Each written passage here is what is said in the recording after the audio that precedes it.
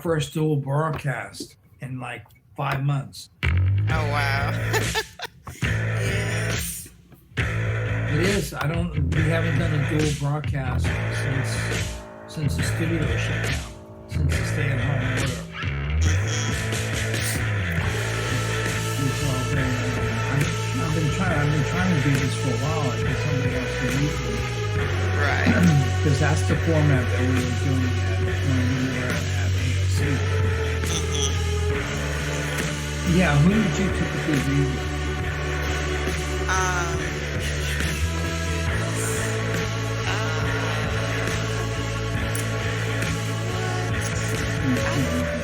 I can't. But normally on Tuesdays and Thursdays with what was her name? I can't remember either. Yeah, she was a little older. I think Anna. I think that was Anna Morgan that used to read with you. Oh my God! Do not tell her I forgot her name. Well, we're live on YouTube. Just don't send her the link. I'm sure she understands. She said she may come back in September when she has a little bit more time. So that's going to be cool. Okay. Yeah. All right, guys. It's 9 o'clock. I'm going to pot this music down a little bit. Okay. There we go. Oops. Or restart it. All right. So it's 9 o'clock. And for the first time since we've all been doing this from our home studios, doing the local news live, we actually have 2 volunteers from 2 different places right now. And then if you count me, so 3 different places. We're all talking from technology is wonderful. Bruce Cohen, Alicia Silv, thank you both so much for volunteering to read the news for the vision impaired for us. I think it's a wonderful service, and we appreciate you so much giving your time to do it. Well, thank you so much, Mandy. Good morning, and Katiana. Good morning, Alicia. Good morning. Good morning, and thanks for having me, Mandy.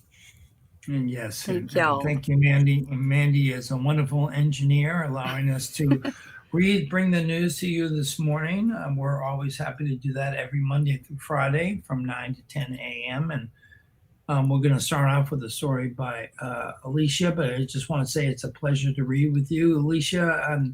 Now, when you read, I can take a sip of coffee. And vice versa. Okay, Alicia, why don't you start us off? Okay. Lafayette's July tax haul almost double estimate. Retail sales post first increase since March by Claire Taylor.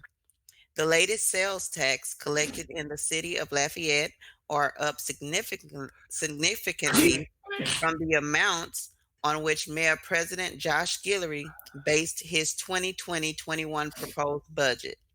The July sales tax report from the Lafayette Parish School Board Sales Tax Office, reflecting taxes paid in June, shows the city collected $7 million, up to $200,000, compared with July 2019 collections of $6.8 million, and up $1 million over June collections. That's the first increase in city sales taxes reported since March. Total retail sales in the parish reached just under $562.5 million, the highest record this year and the highest mark in a non-December month in 6 years, according to data from the Lafayette Economic Development Authority. Guillory's proposed budget, which is under review by the city and parish councils, is based on an average of $3.8 million a month for July through October. The new fiscal year begins November 1st. The mayor-president's administration projected the city will end the current 2019-20 fiscal year with $67 million in collections, according to a Monday news release from the city council office. If the upward trend reported Monday continues through October, the city could end the fiscal year with $79.4 million in collections, an increase of more than $12 million in the proposed budget. Monday's report may give the city council more money to restore some of the cuts the mayor president made. We have an opportunity to be a little more optimistic than we were told, City Councilwoman Nanette Cook said Monday. We still need to be careful, but the numbers are nowhere near the 27% decrease the budget is built on. Guillory is cutting about $6 million from the budget.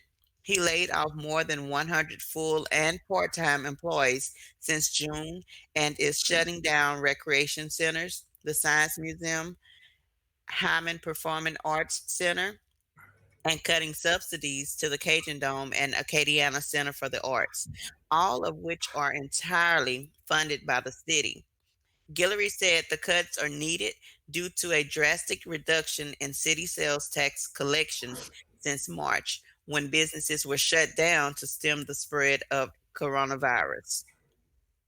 Even during April, the month when most businesses were closed, the city sales taxes were not as low as the mayor president estimated for the final months of the 2019-20 fiscal year and in his proposed 2020-21 budget. City Council Chairman Pat Lewis, in a news release, said it makes sense to revisit the assumptions upon which Guillory based his budget. Projecting a full 27% decrease from the 2019 budget is unrealistic, Lewis said. And I think that has led to false pressure to close facilities and lay off employees. Now that we have a better sense of what the economic recovery may look like for Lafayette, it's important that we take a more reasonable look at how to project revenue going forward. The city council could free up $6.5 million in its general fund by simply projecting the remainder of the current fiscal year's sales tax collections at 15% lower than 2019 collections instead of the more drastic 27% decrease in Guillory's budget, Lewis said in the release. Collections were up in all six municipalities, as well as the unincorporated areas, but the biggest jump was in the city of Lafayette. Retail sales topped $382.5 million, the most recorded in June since 2014. Sales remain behind last year's pace parish-wide and in most municipalities, including over 6% in the city of Lafayette. Sales in Karen Crow, 7.2%, and Youngsville, 8.5%, are the only ones ahead of last year's totals through June. Other data points of note from the city of Lafayette in June: sales at grocery stores dipped slightly but remain above normal due to the pandemic. Sales reached $25.2 million, down from the $26.5 million in May, but still the highest ever for June. Restaurant sales reached $33.6 million, the highest amount recorded during the pandemic and the most ever recorded in June. After 3 months of slumping sales, apparel sales reached $17 million, the highest this year. It had dipped to below $3 million in April. Jewelry stores had another significant bump in sales to total $11.2 million, up from the $8.5 million in May and the $4.8 million in April. And finally, hotel receipts jumped to $3.16 million, its biggest total since February. Judge imposes another 2 years of 2016 contempt of court. Lafayette. Suspended city marshal gets third probation by Ben Meyer, staff writer. Suspended Lafayette City Marshal Brian Pope on Monday received his third probation sentence for a 4-year-old contempt of court conviction, the latest twist in the convoluted tale of Pope's misadventures in the 15th Judicial District Court. What started as a civil court battle with the independent newspaper over public records has sprawled into a saga that turns a new chapter every time it seems to close to ending. The ruling Monday imposes yet another 2 years of probation for contempt of court, which Judge Jules Edwards first slapped on Pope in 2016 for refusing to comply with the judge's orders in the underlying civil case. Edwards ruled in February 2018 that Pope had failed to complete required community service hours, revoked the probation, and ordered him to complete a 30-day jail term. But the Third Circuit Court of Appeal ordered Pope's release, finding that Edwards had not properly imposed community service as a condition of probation. That prompted an apology from the judge, but no mercy. Edwards, correcting his previous errors, imposed another 2 years of probation in lieu of a 30-day jail sentence in August of 2018. On Monday, with the probation term expiring, Edwards once again found that Pope had not complied with his probation terms. Edwards, after accusing Pope of twice lying to him on the witness stand concerning his community service time, took a moment to reflect before rendering a judgment. Instead of revoking probation, Edwards said he would give Pope until August 26 to come up with evidence to convince him not to do so. After Pope's lawyer, Michael Walsh, said he had a conflict on that day, Edwards offered to let Pope redo the 2-year tune, and Pope agreed. "I want to do whatever you want me to do," Pope said. Edwards again found Pope had not completed his community service hours as ordered, but that was not only the quibble. The judge accused Pope of filing a false public record in his recent attempt to run for the seat he still technically holds on suspended status. Pope's convictions on 3 felony malfeasance counts in 2018 disqualify him from holding elected office, but the disqualification is pending exhaustion of all appeal options. Pope is appealing his convictions to the state Supreme Court.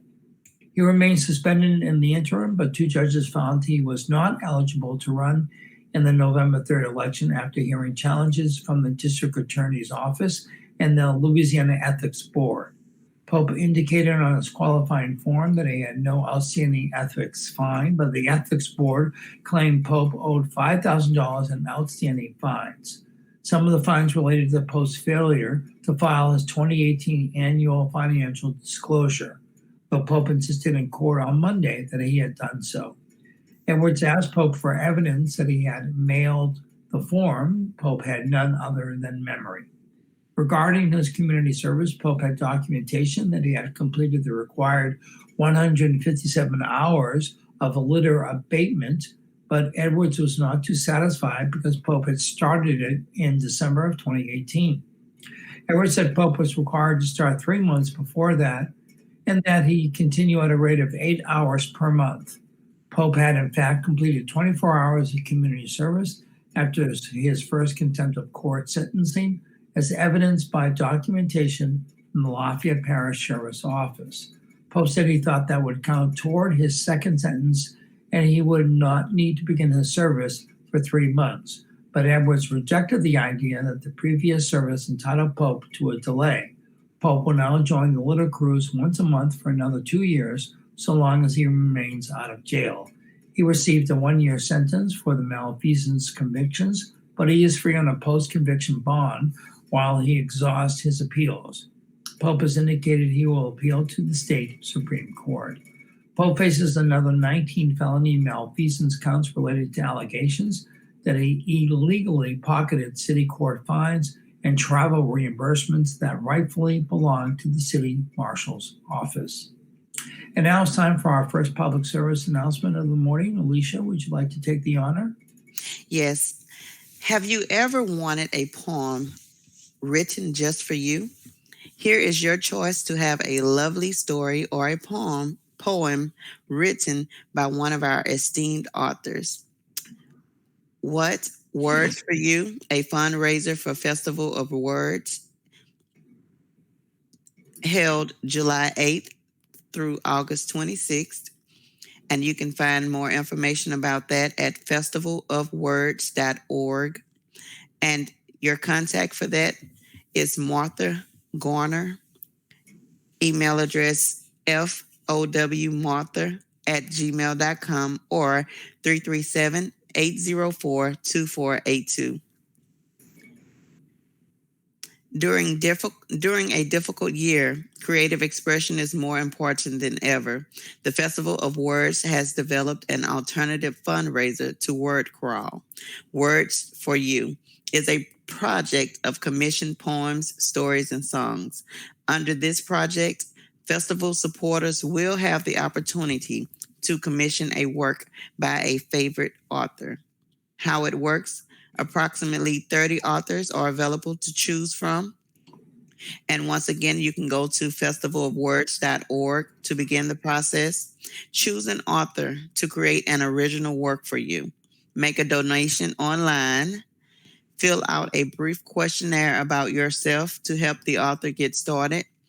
The writer receives the request and creates a new work based on the prompts.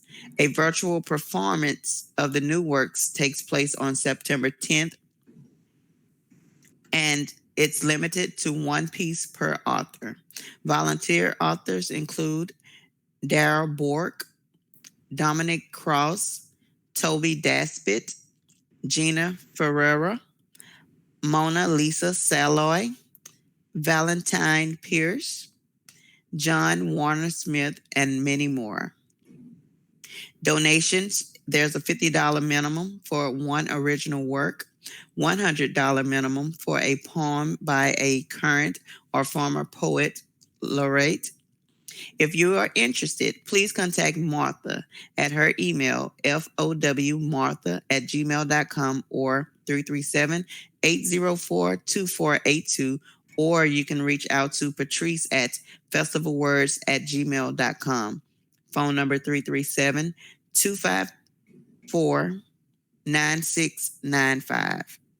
Well, thank you, Alicia. That's what you just read about is very close to my heart because I am on the board for the Festival of Words. So, Awesome. Yeah, I'm the board, currently the board president, and very involved, obviously, in this project.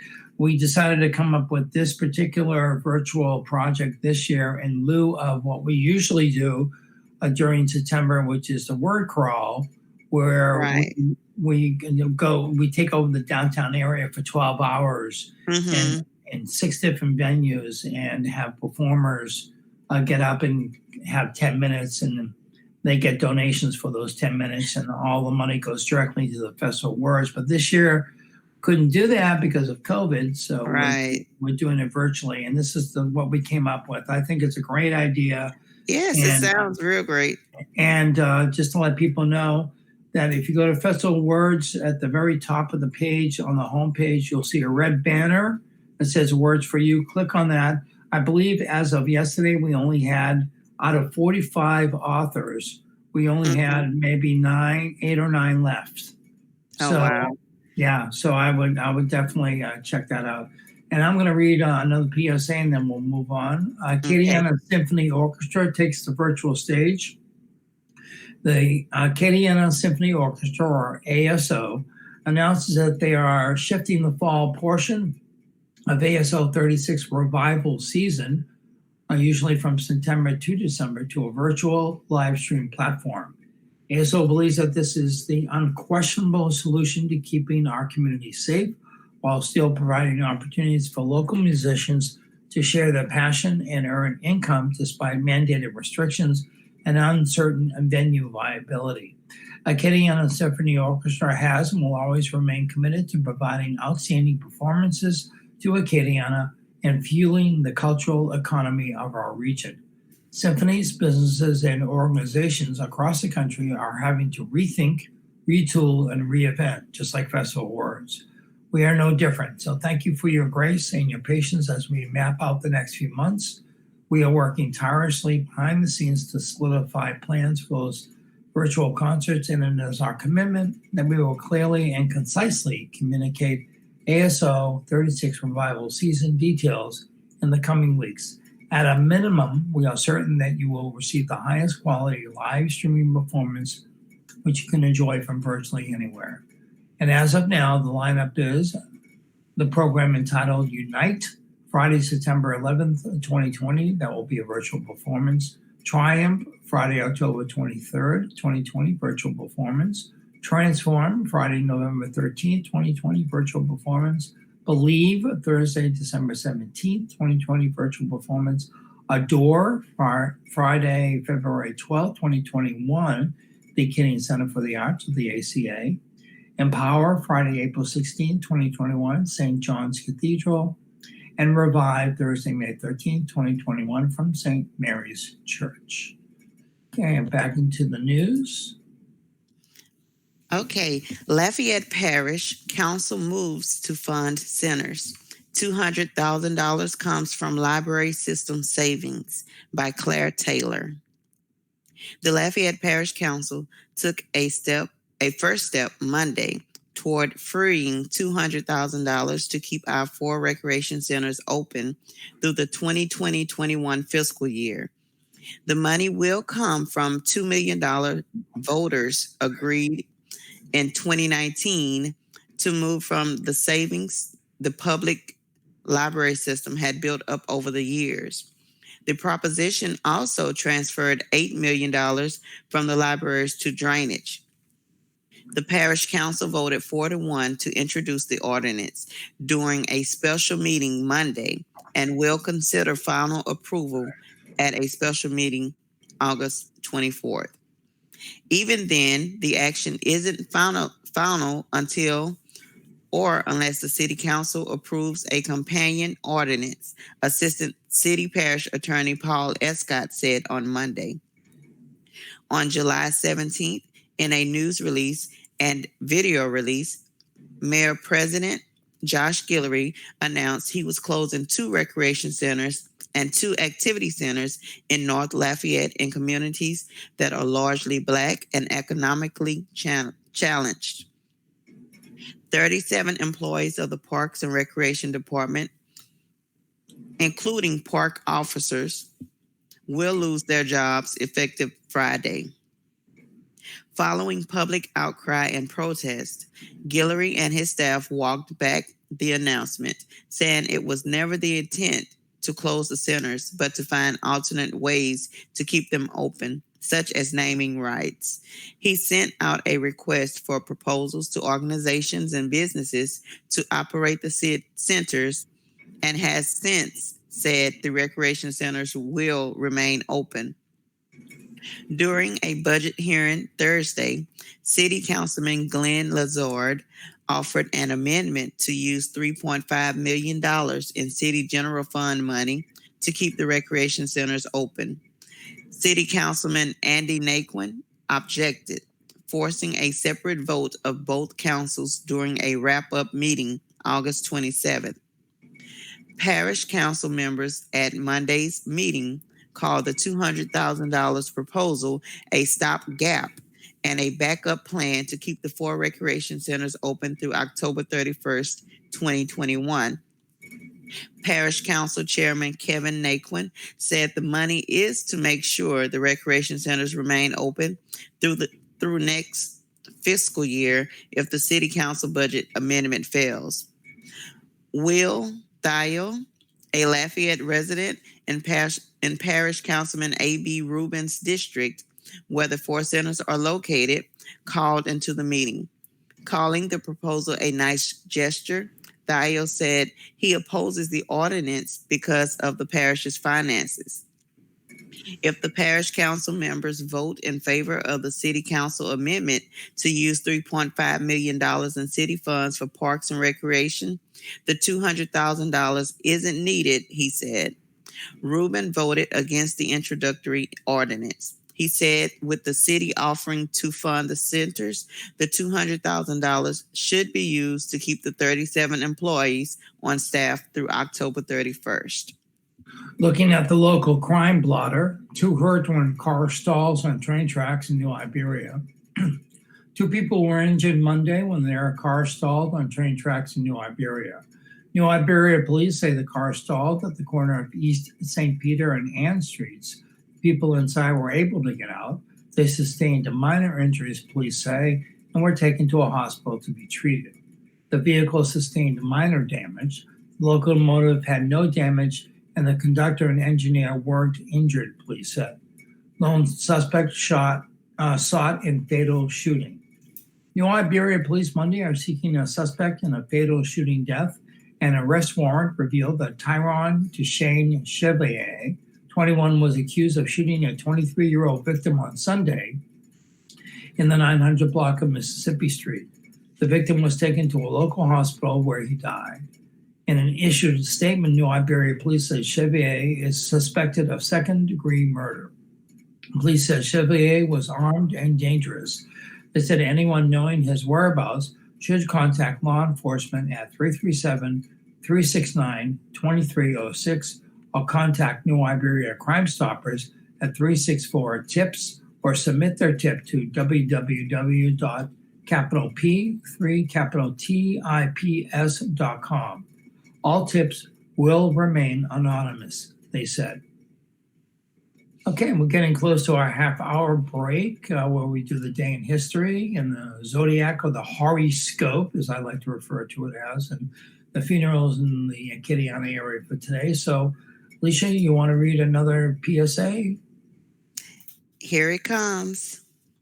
AOC teams up with United Way of Acadiana for Learn United. The United Way of Acadiana has teamed up with AOC and other local educational groups for Learn United, bridging the digital gap to provide educational resources for households that don't have internet but do have a television. The Learn United programs air weekdays from 8 to 2 on AOC 2, Cox 16, LUS 4, and streaming at aocinc.org/watch for the daily schedules and to submit content for the program. Visit the United Way of Acadiana website, unitedwayofacadiana.org/learn-united. Okay, how about keeping calm through COVID hotline? You want to read that one? Yes. If you are feeling overwhelmed with stress, fear, and anxiety about the uncertainty surrounding this public health emergency, there is a special Keeping Calm Through COVID hotline you can call. This connects you to a trained, compassionate counselor who can offer support and who can direct you to mental health and substance abuse counseling services. Trained counselors available 24/7. All calls are confidential, and you can call 1-866-310-7977. And locally, if you dial 311, you will get the latest COVID-19 updates and information. By stopping the spread, call instead #stop the spread. You can also visit 311 Lafayette.services online to get information. Call centers with volunteers and medical professionals are active 24/7 to answer your questions about COVID-19 and to determine if you need to get screened. You may also call 311 and press option 2 if you're a business owner, employee, or are looking for a job to get information about applying for a small business recovery loan, apply for unemployment benefits, and related programs. Okay, Alicia, let's move on to our day in history. You want to take that? Yes, sir. All right. Today in history. Today is Tuesday, August 11th, the 224th day of 2020. There are 142 days left in this year. Today's highlight in history: on August 11th, 1997, President Bill Clinton made the first use of the historic line item veto, rejecting 3 items in spending and tax bills. However, the U.S. Supreme Court later struck down the veto as unconstitutional. On this date, in 1934, the first federal prisoners arrived at Alcatraz Island, a former military prison in San Francisco Bay. In 1949, President Harry S. Truman nominated General Omar N. Bradley to become the first chairman of the Joint Chiefs of Staff. In 1952, Hussein bin Talal was proclaimed king of Jordan, beginning a reign lasting nearly 47 years. In 1960, the African country of Chad became independent of France.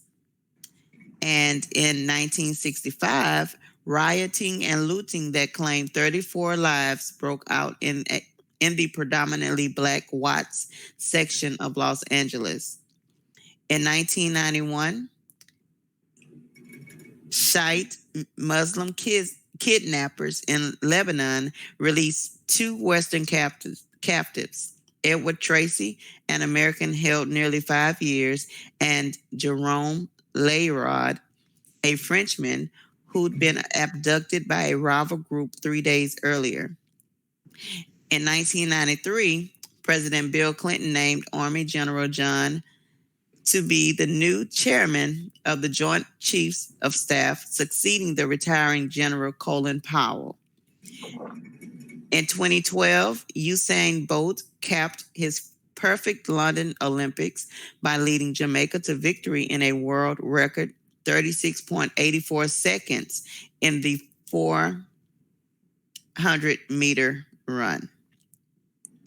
And in 2017, a federal judge ordered Charlottesville, Virginia, to allow a weekend rally of white nationalists and other extremists to take place at its originally planned location downtown. Violence erupted at the rally, and a woman was killed when a man plowed his car into a group of counter-protesters. 10 years ago, in Baton Rouge, police and FBI agents captured Michael Francis Mara, suspected of being the so-called Granddad Bandit, who'd held up 24 banks in 13 states for about 2 years. Mara later pleaded guilty and was sentenced to 25 years in prison. And 5 years ago, federal authorities charged that an international web of hackers and traders had made $100 million on Wall Street by stealing a look at corporate press releases before they went out and then trading on that information ahead of the pack. 1 year ago, a daycare center in Erie, Pennsylvania, where children could stay overnight, was ravaged by a fire that killed 5 children. 2 Americans used their medal-winning moments at the Pan American Games in Peru to draw attention to social issues back home. Fencer Race Embledon took a knee, and hammer thrower Gwen Berry raised her fist. Today's birthdays: actor Arlene Dahl is 95. Songwriter-producer Kenny Gamble is 77. Magazine columnist Marilyn Vos Savant is 74. Country singer John Conley is 74. Wrestler actor Hulk Hogan is 67. Singer Joe Jackson is 66. Actor Dwayne Martin is 55. Actor host Joe Rogan is 53. Actor Ashley Jensen is 52. And rock musician Heath Fogg of the Alabama Shakes is 36. And finally, actor Allison Stoner is 27. All right, thank you, Alicia. Turning to the zodiac or the horoscope. If you're a Pisces, personal improvements will make you feel good and garner attention and compliments that will boost your confidence. Hard work will lead to a chance to delve into something new and exciting. Aries, channel your energy into work, getting along with your peers and rethinking some of recent decisions. Get back to basics and don't hesitate to ask for a favor if it pertains to work and advancement. Taurus, set high standards and put your energy into projects that make you feel passionate. Find people who stimulate your creative imagination and encourage you to explore new territory. Gemini, keep your thoughts and plans secret. It's best to put everything in place before you share anything with others. Work with what you have and do the best you can. Cancer, Separate work from pleasure. There is no point in fighting a losing battle. Stick to what is possible and do what you can. An energetic exercise will be uplifting. Leos, a chance to take place at work or in your community may be surprising, but acceptance is your best interest. Branch out and try something new and exciting. Virgo, my birth sign, follow the rules. Don't let anyone railroad you into something that doesn't sit right with you. Do your due diligence, gather the facts, and be ready to make adjustments if someone gets in your way. Libra, make your surroundings more accommodating. Clear a space for the projects you want to get underway. If you need help, rely on someone who is always supportive and willing to do his or her part on your behalf. Scorpio, choose to let your actions speak for you and allow your dedication and desire to prevail.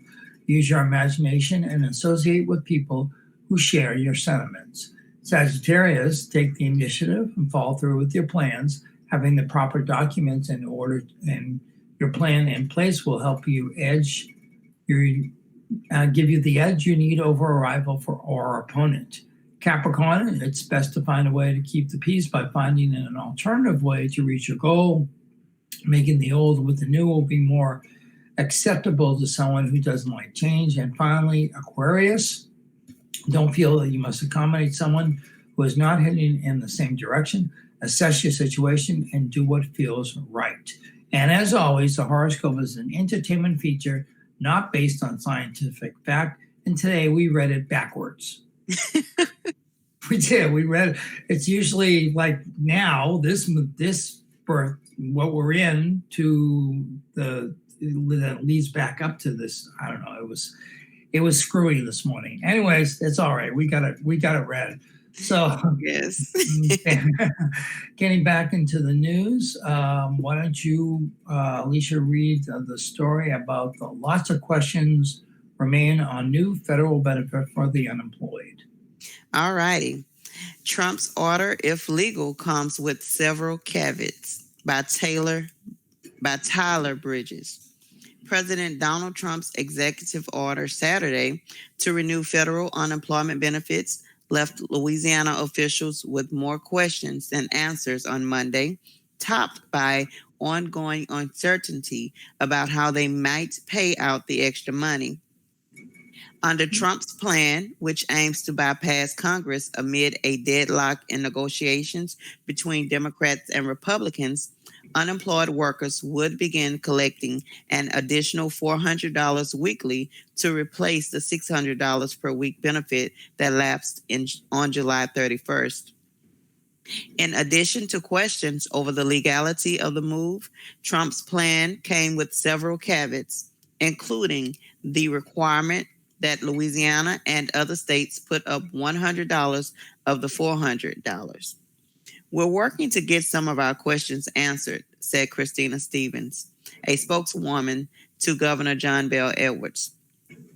One of the uncertainties is where Louisiana will get the $100 since the State Unemployment Trust Fund, which pays Louisiana's weekly unemployment benefits, was down to $270 million last week and is forecast to run out in 6 weeks at most. At that point, the state would have to begin borrowing from the federal government to keep the unemployment benefits flowing. Meanwhile, the state general fund is strapped for money. Some people have suggested that Louisiana can tap into remaining money from the Federal CARES Act to pay its share of the extra unemployment benefit. But Stevens said all of that money has been allocated. Adding to the confusion is that the Federal Department of Labor on Monday told states they could simply use their existing state unemployment benefits, which in Louisiana max out at $247 per week, to count for the state's share of the $100. This means that Trump's order, if legal, would net the unemployed only $300 extra per week, or half of what they have been getting from the feds, an amount the Democrats want to keep in place. On a net basis, that would mean that an unemployed person in Louisiana would get a maximum of $547 a week compared to the $847 they were receiving through July 31st. Trump is proposing to pay for the extra federal benefit by taking $44 billion out of a disaster fund. I don't fully understand it, and it's my job to understand these things. Michelle Evermore, a researcher and policy analyst at the National Employment Law Project in Washington, D.C., said of Trump's executive order. Along with questions about the proposal's basic structure, many Democrats and legal scholars question whether Trump has the constitutional right to bypass Congress's appropriations authority to extend the unemployment benefits by executive order. Trump issued the order with congressional Democrats and his administration at a standoff over how much to extend the $600 per week benefit, which began in March and expired on July 31st. The Democrat-controlled House had voted to keep the $600 in place, while the Trump administration and Senate leaders had countered with a $200 weekly extension. Many Republicans believed that the $600 weekly benefit was so generous it discouraged many workers from trying to find jobs. Democrats have countered that it provides jobless workers enough to pay bills and feed their families, and that this is helping keep the overall economy afloat. As of August 1st, jobless workers in Louisiana are receiving only the state benefit of up to $247 per week. The $600 additional federal benefit was going to 420,000 people in Louisiana in the week of July 11, the last time the Louisiana Workforce Commission released the data. That represented an injection of some $250 million per week into the state economy, said Gary Wagner, a professor of economics at the University of Louisiana at Lafayette.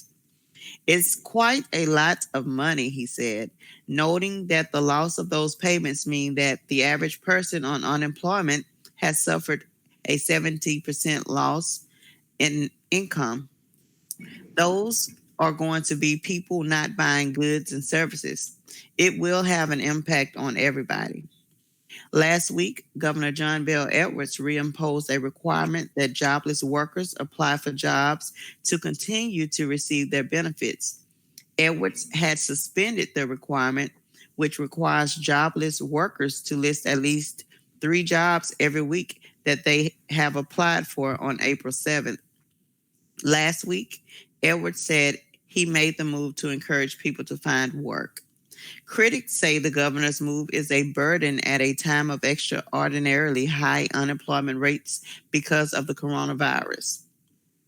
Kimberly Jensen said when she went to apply for jobs online last week at the Workforce Commission, the website suggested she applied to be a security guard or work at a Wendy's franchise.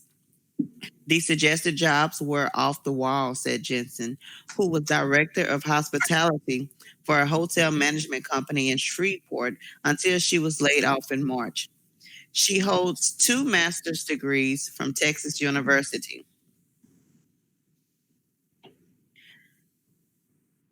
Jensen said she saved money while unemployed by sharply cutting spending and has the benefit of a partner who brings in money.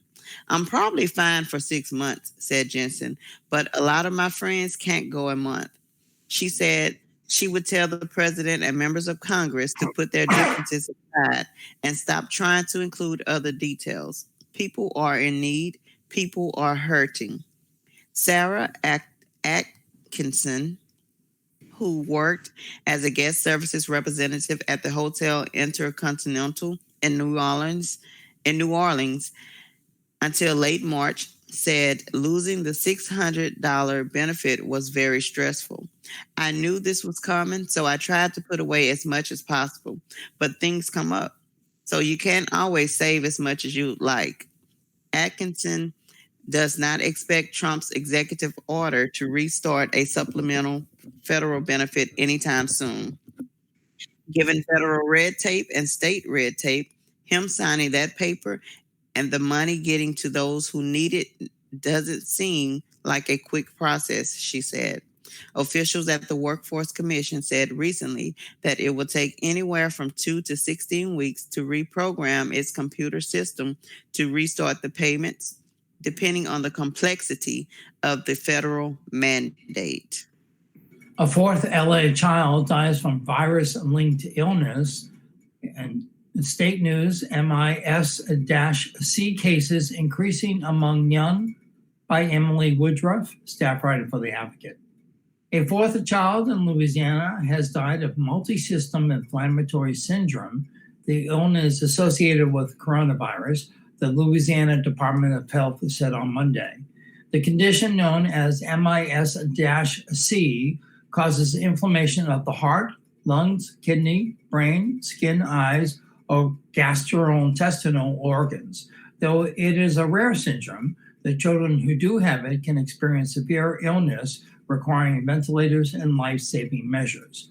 By the numbers, it's mathematically rare, but it is a feared complication, and these children can be very sick, said Dr. Joe Cantor, Assistant State Officer with the Louisiana Department of Health. It's certainly not overblown to these families whose children get it. MIS-C cases are increasing among young people, according to the state. As of August 10, 44 cases have been diagnosed in Louisiana in children ranging in age from 1 month to 19 years old. About 11,000 children in Louisiana have known infections of coronavirus.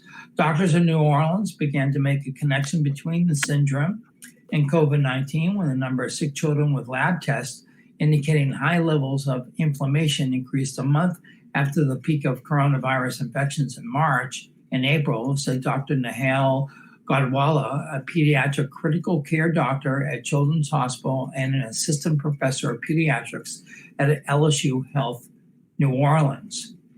MIS-C has distinct biomarkers for inflammation in the blood and affects the heart differently than Kawasaki, Godwalla said. There is a clear connection between COVID and the onslaught of the systemic inflammatory condition in children, said Godwalla. The state uses the CDC's definition to diagnose MIS-C. The patient must be under 21, hospitalized with a fever and symptoms involving more than one organ system, for example, both the respiratory issues like trouble breathing and gastrointestinal issues like vomiting, have laboratory tests showing inflammation markers, and have no other plausible diagnosis. They also must have a positive COVID test or known exposure to someone with a positive test in the last 4 weeks. MIS-C can escalate quickly, and parents should call their pediatrician if their child is experiencing symptoms, experts said. We do have a specific treatment strategy, but we don't have a magic bullet for it, said Dr. John Schiffelson, an assistant professor at pediatrics at Tulane University School of Medicine and infectious disease doctor at Children's Hospital. Parents should maintain the same standards of hand washing, mask wearing, and focus on decreasing exposure to large crowds, said Godwalla.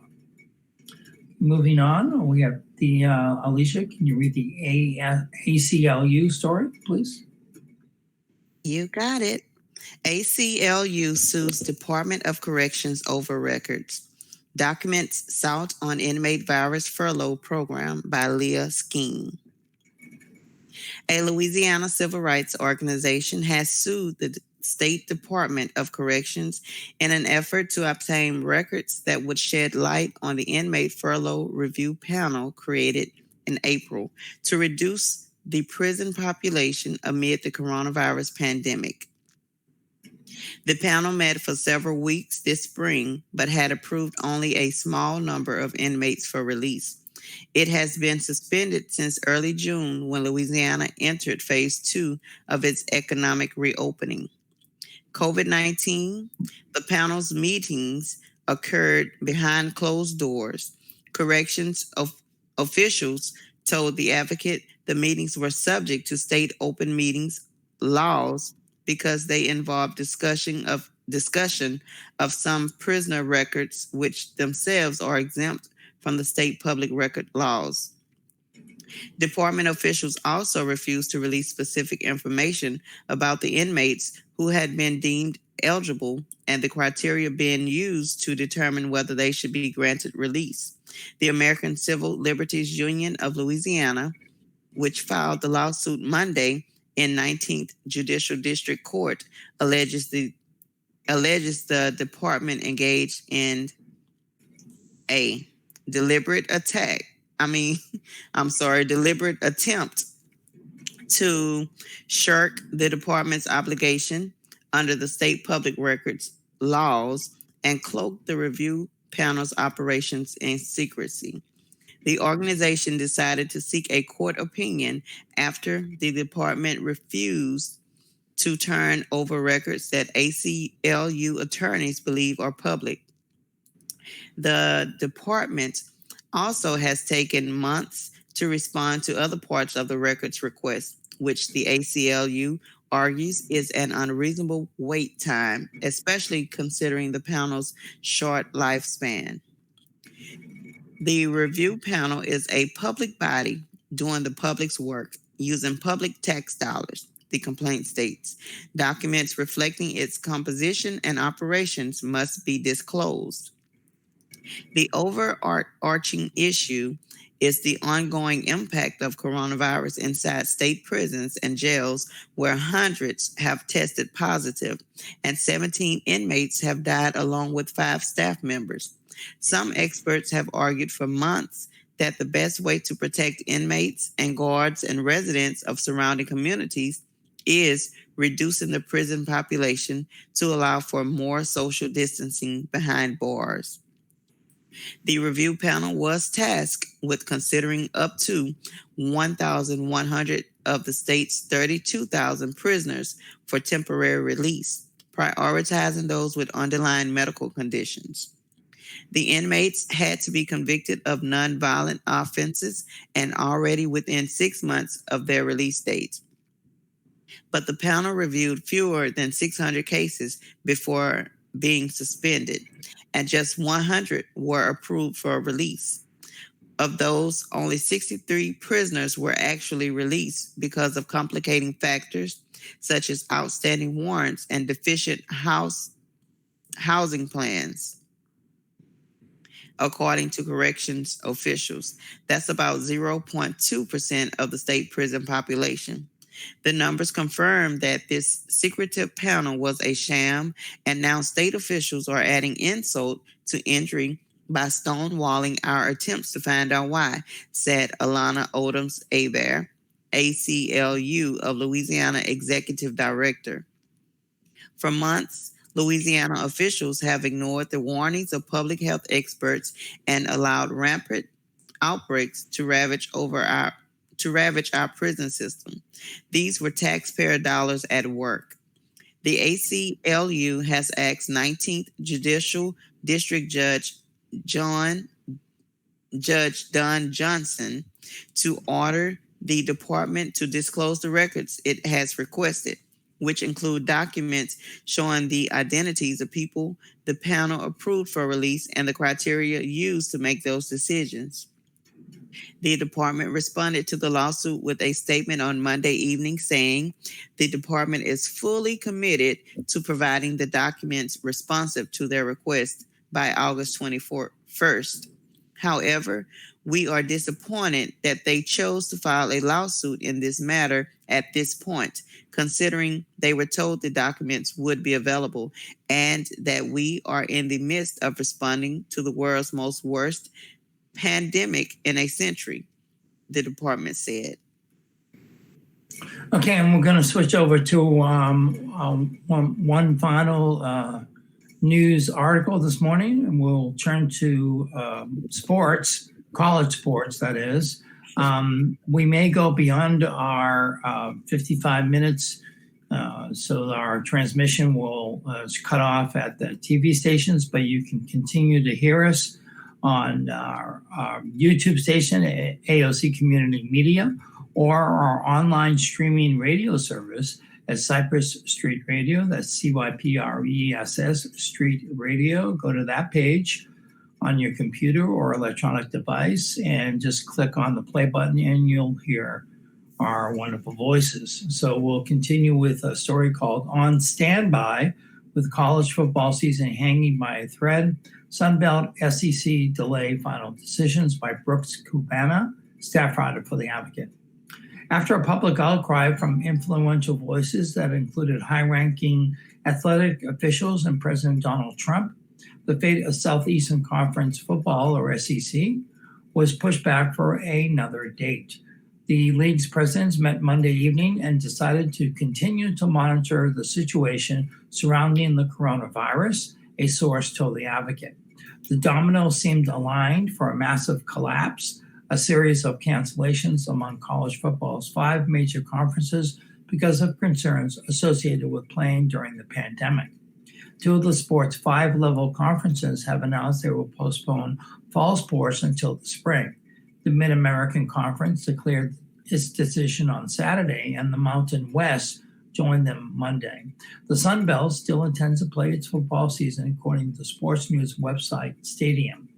It is expected the conversation for larger conferences will continue. Multiple file photo reports says the Atlantic Coast Conference, or the ACC, and Big 12 still intend to play, and the SEC, at least for now, will also continue moving forward as scheduled. Sunday speculation that the Big Ten was canceling its season spilled into Monday morning when the Detroit Free Press reported that the league's presidents have voted 12-2 to end the season. A Big Ten spokesman later said no official vote has taken place. Sportscaster Dan Patrick first reported the Big Ten's plans to cancel, adding Monday morning that the Pac-12 is expected to follow. The 2 leagues have been in crucial discussions since last week, when a large group of players unified under a list of demands for protections against COVID-19 and racial injustice. The Pac-12 coalition threatened to boycott games. Nebraska coach Scott Frost showed resistance to a cancellation, telling reporters Monday, "Our university is committed to playing no matter what. And if the Big Ten doesn't play, I think we're prepared to look for other options." Last Wednesday, Connecticut, which competes independently, became the first football bowl subdivision program to cancel its entire fall season. Old Dominion, a Conference USA member, also canceled on Monday. The dizzying weekend was enough to spur immediate action within the SEC. The league's 14 athletic directors already were scheduled to meet Monday, but the conference's school presidents called for an impromptu meeting later that afternoon, multiple sources confirmed with The Advocate. The meeting allowed the presidents potentially to vote on canceling the football season if the motion was presented. However, the league made no firm decision. Conference leaders chose to remain patient, and LSU athletic director Scott Woodward said in a statement, "The recent flood of reports surrounding college athletics does not alter that approach. I believe our student athletes want to play," Woodward said. "We owe it to them to make every effort to do so safely." Before the meeting took place, Trump, various U.S. senators, plus the SEC's athletic directors, coaches, and players all spoke out in favor of playing a football season, a collaborative action that seems to have guided the league's action. SEC Commissioner Greg Sankey posted a statement on Twitter saying the best advice he's received since the pandemic began in March is to be patient and take time when making decisions. "We know concerns remain," Sankey wrote. "We never had a football season in a COVID-19 environment. Can we play? I don't know. We haven't stopped trying." Arkansas Athletic Director Hunter Urick told ESPN's Paul Feinbaum the athletic directors feel confident moving toward with their 10-game league-only season and the health protocols the SEC announced last week. "We're not going to panic because another Power 5 conference may be making a different decision," Urick said. Alabama coach Nick Saban told ESPN that players are a lot safer with us than they are running around at home. It's a point several league leaders made when players were cleared to return to campuses for summer training June 8th. Players don't have access at home to the expensive medical care colleges are providing. A common argument emerged: if students are already on campus, why not play football? Vice President Mike Pence urged LSU leaders to proceed with online instruction at a roundtable at Tiger Stadium in July, saying he was very confident that the universities can develop plans to safely reopen campuses and restart sports programs. LSU and the other SEC schools are scheduled to begin preseason camp Monday in preparation for the late scheduled regular season beginning September 26th. The SEC released its coronavirus protocols on Friday. The league will coordinate testing with a third-party provider at least twice a week during the season, and schools are urged to find a way to test a third time. Our health experts have guided us through each stage of preparation for the safe return of activity, Sankey said in a Friday statement, and together with the medical staff embedded within our athletics programs, we will continue to monitor developments around the virus and evolve our plan to meet the health needs of our student athletes. And that about wraps up the news on this Tuesday morning, August 11th, 2020. This is the first co-broadcast with Alicia and myself. So it went very, very well, I believe, Alicia. I really like getting back to that co-reading status that we had when we were in the podcast with this. It's really great. Again, it gives me a chance when you're reading for me to drink my coffee. So I really appreciate that. I hope you enjoyed it. I enjoyed it very much. And of course, yes. And we can do it again on Thursday, if that's all right with you. I will be here. Okay, so I'm glad that we've gotten back to that format. Anything else you want to say? You want to say hello to the community out there? Hello, everyone. Thanks for tuning in to listen. As always, I love reading and helping others. So this was just an amazing feeling to, be a part of the AOC community and reading like I like to do. So yes, thanks for tuning in. and I feel exactly the same way, Alicia. It's a great service that the AOC provides, free to our visually impaired audience and to the rest of the community in Acadiana that does not have access to the news cycle. So really appreciate you tuning in. As always, this is Bruce Cohen. This will always be Bruce Cohen. Be safe, be healthy, and be smart, folks. Please be smart. Wear your mask if you go out into public. Please wear your mask. Yes. Wash your hands. Please take all the necessary. We have to do this together, my friends. We have to do this together. To beat this virus, we can do it if we do it together and we stay alert and smart and continue with the protocols. We'll get through this if we do it together. Right, Alicia? That is so true. We have to do it together. Okay, well, thank you so much. And thank you to our engineer this morning, Miss Mandy. Thank you so much. And be kind to each other. And we'll see you on Thursday. Have a great day. Bye-bye.